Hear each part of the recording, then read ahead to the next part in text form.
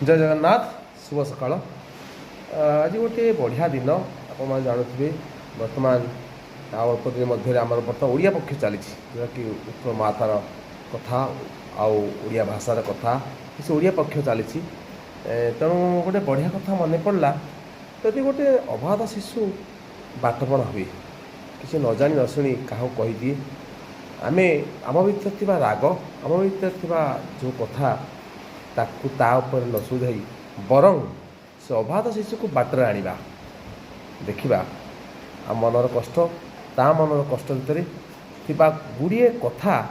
उन्मोचित हम आपन भल लगे यदि ता भीतर थिबा कष्ट आपन भीतर थिबा कष्ट जोड़ी हो तेणु आपण चिंता न चिंता रहीजे किंतु फल किसी हेनी बरं क्षति हम तेणु क्षति को दूरिया को जाई आपण सबुबले सच्चिंता सत् कथा अवलंबन करूँ। नमस्कार जय जगन्नाथ।